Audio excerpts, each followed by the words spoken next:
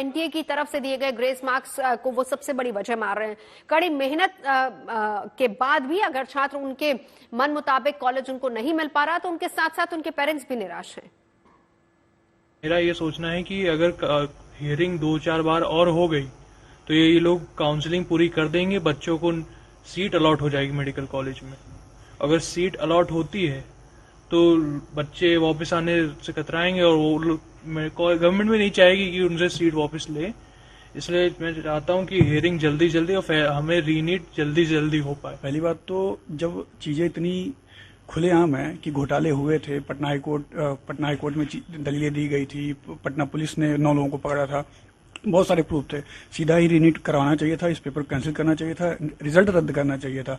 आगे की डेट का कोई मतलब ही नहीं था इसमें। तुरंत ही बच्चों को परेशान किया जा रहा है इस तरीके से। बस एजुकेशन सिस्टम को लेकर एकदम कोई भी सीरियस नहीं है सर। लोग ने देखा कि 720 आउट ऑफ 720 67 स्टूडेंट्स के जितने आए थे, तो इससे ये तो साबित होता है कि सब तो डिजर्विंग नहीं होंगे।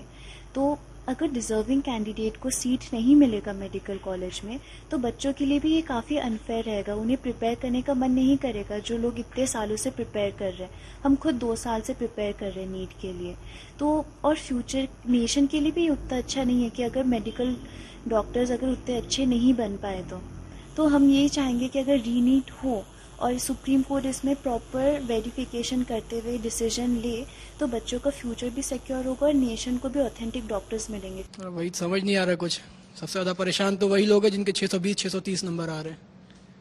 640-650 तक के लोगों को नहीं मिल रहा है कॉलेज। पिछली बार 610 तक के मिल गया था सबको। सबसे ज़्यादा वही परेशान है। कुछ समझ नहीं आ रहा इस टाइम करे क्या। ड्रॉप ले, पार्शियल ड्रॉप ले, क्या करे कुछ नहीं समझ में आ रहा किसी को। शॉक्ड है सर एकदम। देख रहे हैं चीज़ें तो उसके बेसिस पे हम कॉन्फिडेंट नहीं है कि अगली बार क्या गारंटी है कि नाटा अगली बार ऐसा ना करे। कोई गारंटी तो है नहीं हमें। हमारी मेहनत फिर बेकार जाएगी अगर ऐसा ही होता रहा। जैसे 650 में भी बच्चों को मुश्किल हो रहा है और 650 कोई ख़राब नंबर नहीं है। उसके लिए भी बच्चों ने बहुत मेहनत करी तब जाके आ रहा है। और यहाँ पे 720 वालों को भी एम्स में नहीं मिलेगा।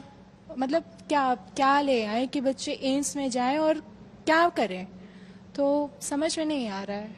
और हम रिजल्ट के बाद हमारा जो कॉन्फिडेंस था वो भी कहीं ना कहीं वो हो रहा है कि हम क्या कर सकते हैं। खराब बात है क्योंकि अगर हम लोग देखें तो एनटीए ट्रांसपेरेंसी बिल्कुल नहीं दिखा रहा है। वो बस अपने आप को डिफेंड किए जा रहा है इस टॉपिक पे कि हम लोगों को ना पेपर लीक हुआ है और सभी बच्चों को ग्रेस मार्क्स दे रहा है। कुछ बच्चों को 613 आ रहा था, उन लोगों को 720 दे दिया है। कुछ बच्चों को 513 आ रहा था, उन लोगों को 84 मार्क्स दे दिया है। बहुत सारे ऐसे ओएमआर रिलीज हो रहे हैं सोशल मीडिया पर जो कि फेक बोल रहे हैं कि एनटीए जो रिजल्ट दिया है वो फेक है, उन लोगों का गलत रिजल्ट है। इसी बात पे मैं बोलना चाहूंगा कि एनटीए प्लीज ट्रांसपेरेंसी के साथ रिजल्ट पब्लिश करे और सभी का ओएमआर रिलीज करे।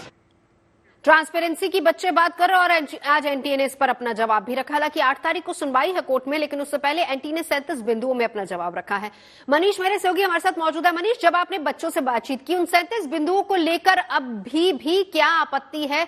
क्या कुछ सवाल हैं अभी भी जिनका जवाब एनटीए की तरफ से अभी तक नहीं मिल पाया? देखिए 9 पन्ने 37 पॉइंट, लेकिन किसी भी जो मेन सवाल थे बच्चों के उनका जवाब फिलहाल बच्चों को नहीं मिला है। जो सबसे महत्वपूर्ण सवाल ये था कि ग्रेस मार्क्स का कैलकुलेशन आपने आखिर कैसे किया है, उसका जवाब इस जो पूरा जो 9 पेज का पूरा वो है उसमें कहीं मिलता हुआ दिखाई नहीं पड़ रहा है। दूसरा एक बड़ा सवाल जो छात्र खड़ा कर रहे हैं जिसके बारे में इस पूरे 9 पेज में कहीं भी कुछ मेंशन नहीं है, वो कहते हैं कि 5 मई को एग्जाम हुआ, 8 मई को बिहार में कुछ लोग पकड़े जाते हैं जिनके पास से बकायदा एक पेपर मिलता है। वो पेपर जो कि नीट के पास, जो कि एनटीए के पास होना चाहिए था, वो पेपर उनके पास से मिलता है। पूरी एफआईआर हुई है, एफआईआर पर डिटेल लिखी हुई है, उसके बावजूद एनटीए ने एक बार भी जहमत नहीं उठाई कि जो पेपर बरामद हुआ है उस पेपर से वो अपने ओरिजिनल पेपर को मैच कर लें। अगर मैच कर लेंगे तो उन्हें कम से कम ये आइडिया लग जाएगा कि पेपर वाकई लीक हुआ था या फिर नहीं हुआ था। बिहार का जो केस है वो इस पूरे कॉन्टेक्स्ट में बहुत महत्वपूर्ण रेफरेंस है, क्योंकि वहां पर जो पकड़े गए लोग थे उन्होंने कबूला है कि कैसे उन्हें एक रात पहले पेपर मिला और रात भर उन्हें बैठकर आंसर्स रटाए गए हैं। तो क्यों आखिर एनटीए उस बिहार के केस को पूरी तरह से अलग कर रहा है?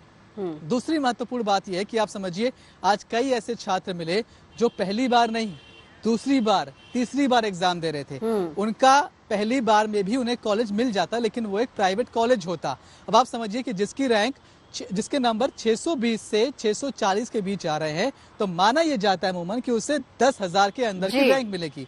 इसका मतलब यह है कि आपको एक सरकारी कॉलेज मिलेगा जहां की एनुअल फीस 7 से 10,000 रुपए के बीच होगी। लेकिन यही अगर आप प्राइवेट कॉलेज में जाते हैं तो उसकी फीस 15 से 25 लाख के बीच होती है। मतलब आपका MBBS पूरा होते होते कम से कम 1 करोड़ से 1.5 करोड़ लग जाएंगे। बिल्कुल। सभी पेरेंट्स ये रकम चुकाने के काबिल नहीं थे, बच्चे बात समझते थे, इसीलिए सेकेंड अटेम्प्ट, थर्ड अटेम्प्ट बच्चे लगातार देते जा रहे थे। और अब थर्ड अटेम्प्ट में जब उनके नंबर 650 640 के आसपास आ गए हैं तो फिर से वो उसी जगह खड़े हैं जहां पर उनको बिल्कुल, यानी एनटीए की बहुत सारे 37 बिंदुओं में भी, जवाब में भी बहुत सारे ऐसे सवाल हैं जिनके जवाब मिलना भी बाकी है। खास मेहमान भी हमारे साथ जुड़ चुके हैं। मनीष, आपका शुक्रिया पूरी जानकारी के लिए।